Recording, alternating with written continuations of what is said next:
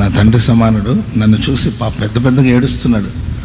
ఏదో తీసుకొచ్చాడు, అయ్యా ఇది విక్స్ లాంటిది ఏదో తీసుకొచ్చాడు, ఇది చప్పరించయ్యా, కొంచెం గొంతు ఫ్రీ అవుతుంది నీకు అని ఏడుస్తున్నాడు. నాకు జాలేసింది ఆయన చూసి. పాపం అనిపిస్తుంది కొన్నిసార్లు, మాకు ఎన్ని సమస్యలు ఉన్నా ఒక్కొక్కసారి ప్రజలు చూపిస్తున్న ప్రేమ అభిమానాన్ని చూసినప్పుడు అవన్నీ కూడా ఎటుపోతుందో కూడా తెలియదు అసలు.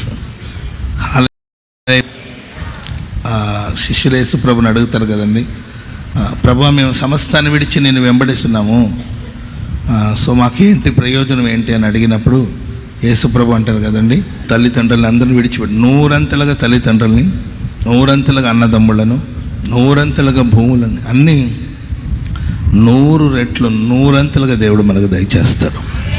ఒక తల్లిని ఒక తండ్రిని విడిచి వచ్చానేమో నేను, కానీ సేవలో ఎంతోమంది తల్లిదండ్రులని, ఎంతోమంది సహోదరుల దేవుడు నాకు దయచేశారు.